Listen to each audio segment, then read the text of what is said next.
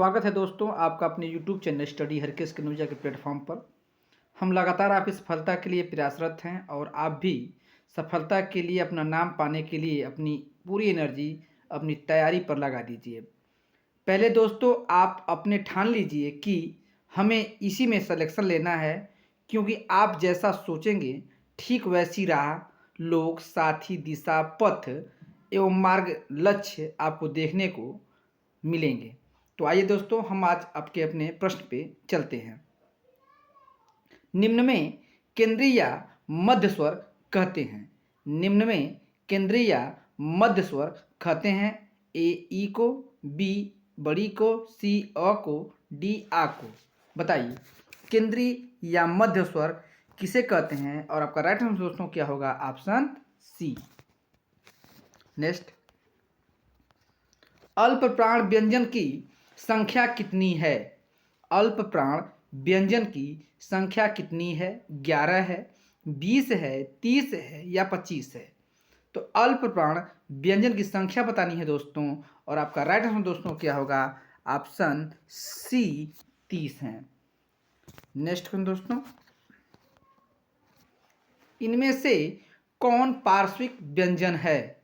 प है, ल है, स है, ज्ञ है। बताइए इनमें से कौन पार्श्विक व्यंजन है बताना है दोस्तों और आपका राइट आंसर क्या होगा?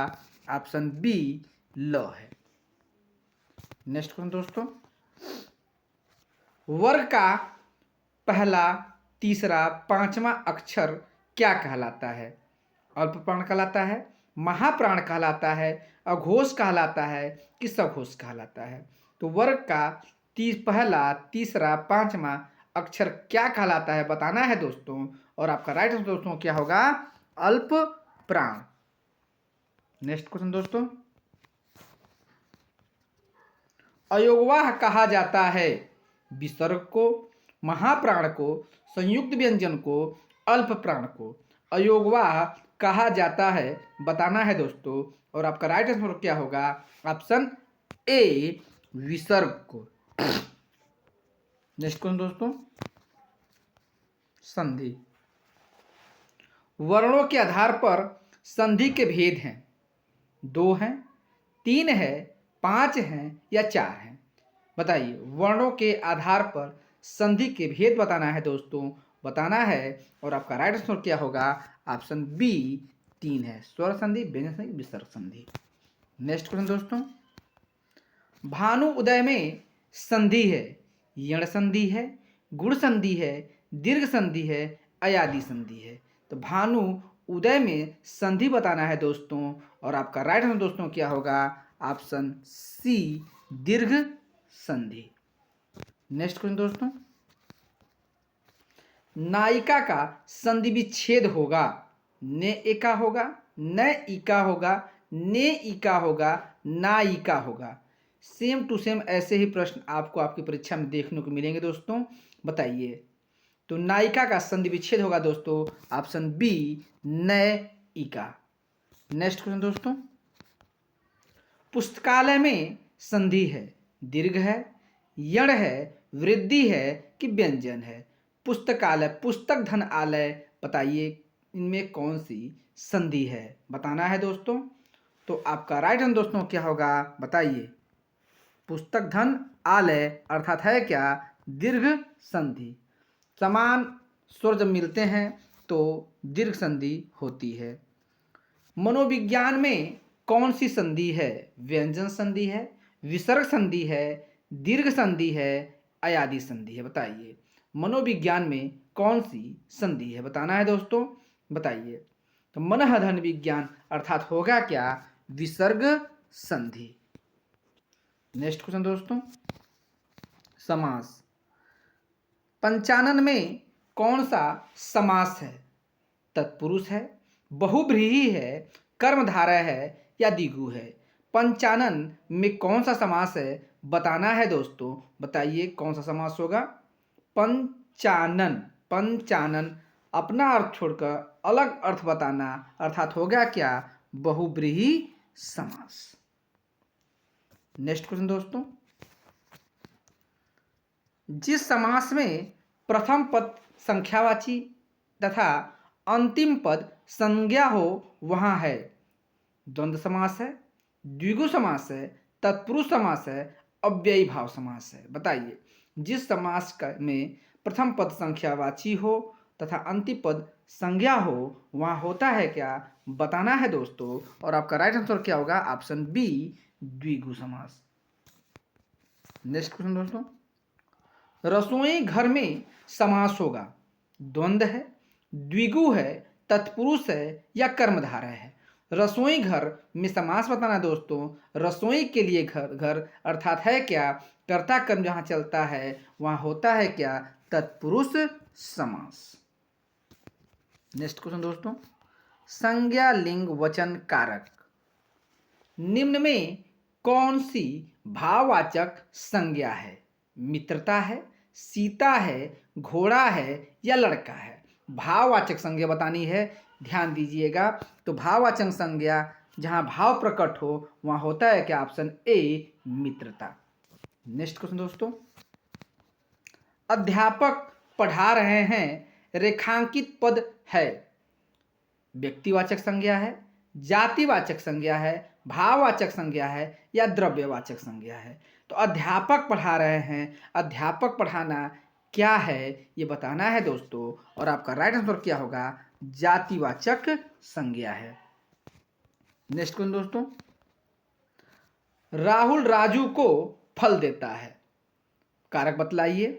कर्ता कारक है, कर्म कारक है, संप्रदान कारक है या अपादान कारक है। राहुल राजू को फल देता है, बताना है दोस्तों। और आपका राइट आंसर दोस्तों क्या होगा, ऑप्शन सी संप्रदान कारक। एकदम एग्जाम बेस्ड है दोस्तों, तैयारी कर लीजिए। हिंदी में वचन होते हैं, 2 होते हैं, 3 होते हैं, 4 होते हैं या 5 होते हैं। तो हिंदी में वचन कितने होते हैं बताना है दोस्तों। और आपका राइट आंसर दोस्तों क्या होगा, ऑप्शन ए 2 होते हैं, 3 संस्कृत में होते हैं।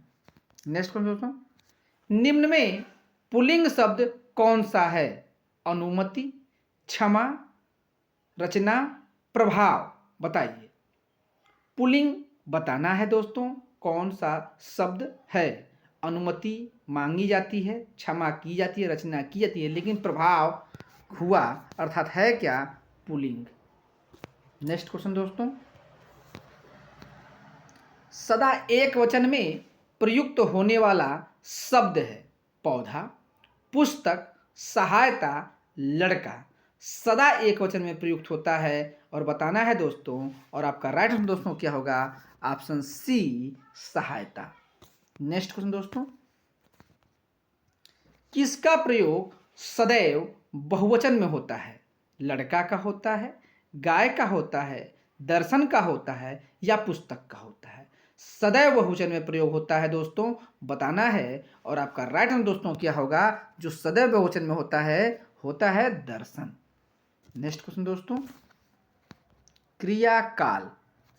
मैं सोता हूं वाक्य में क्रिया है, सकर्मक क्रिया है, अकर्मक क्रिया है, द्विकर्मक क्रिया है या अपूर्ण क्रिया है। बताइए, मैं सोता हूँ स्वयं अर्थात है क्या, बताना है। और आपका राइट आंसर दोस्तों क्या होगा, अकर्मक क्रिया, ऑप्शन बी।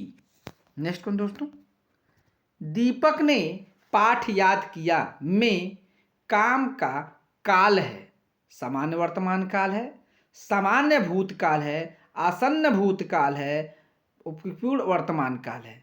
बताइए, दीपक ने पाठ याद किया अर्थात है क्या, काम जस्टे हुआ है, आसन्न भूतकाल। ठीक है, आसन्न भूतकाल। नेक्स्ट क्वेश्चन दोस्तों, रचना एवं रचनाकार। मैला आंचल के लेखक कौन है।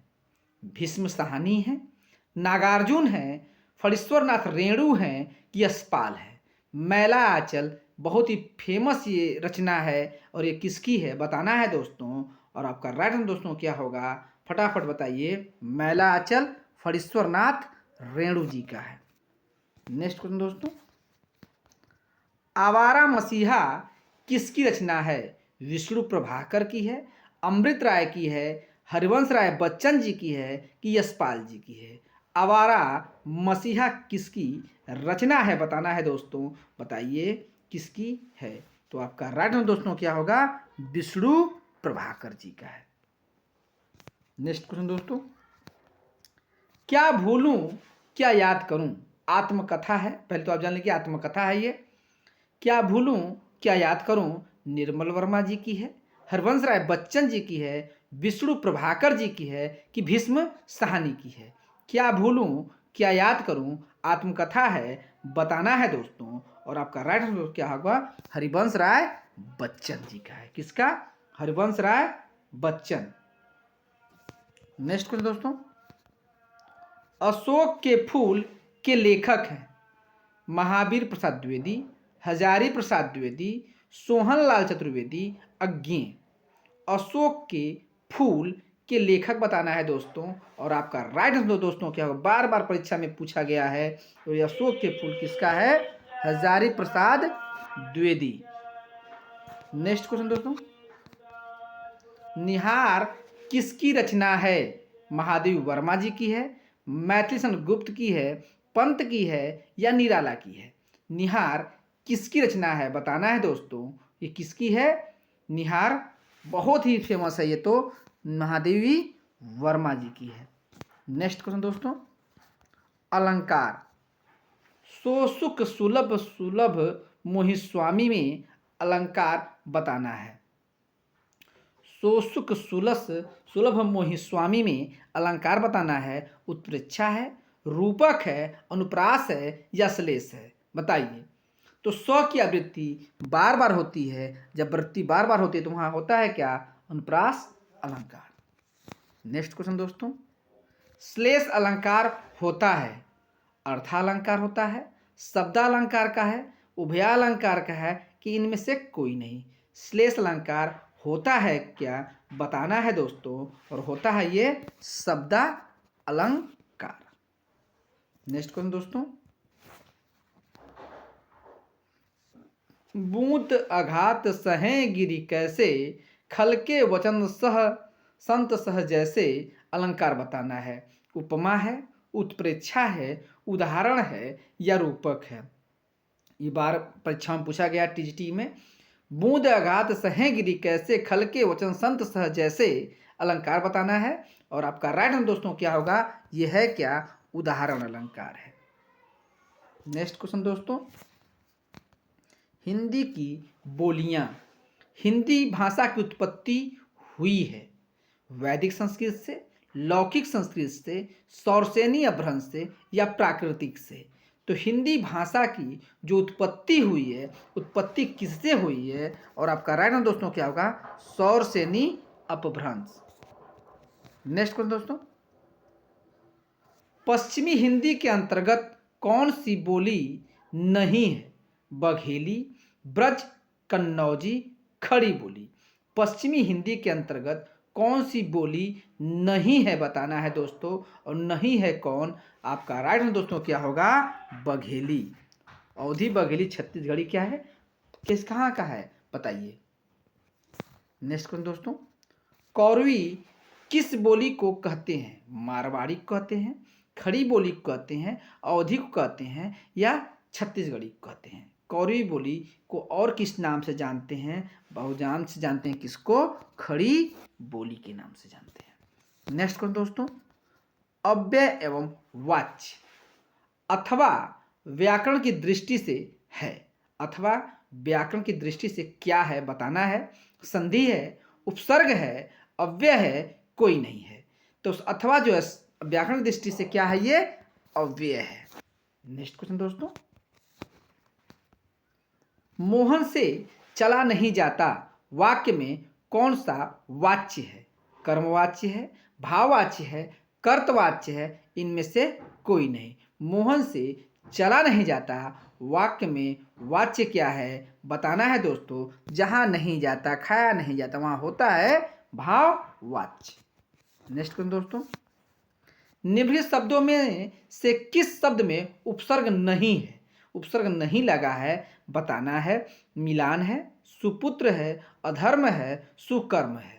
तो किसमें उपसर्ग नहीं लगा है बताना है दोस्तों। और आपका राइट आंसर दोस्तों क्या होगा? मिलान। क्योंकि पुत्र में लगा है सु, धर्म में अ लगा है, कर्म में सु लगा है। मिलान आपका राइट आंसर है। नेक्स्ट क्वेश्चन दोस्तों, आर्द्र का विलोम शब्द है। नम है, शुष्क है, गीला है, लचीला है। आर्द्र का विलोम शब्द है आपको बताना है दोस्तों। और आपका राइट आंसर दोस्तों क्या होगा? ऑप्शन बी, शुष्क। इस पर दोस्तों आज के सभी क्वेश्चन पूर्ण होते हैं। उम्मीद करते हैं दोस्तों आपको बहुत अच्छा लगा है। अच्छा लगे प्लीज मेरे चैनल को लाइक एवं सब्सक्राइब करें। धन्यवाद।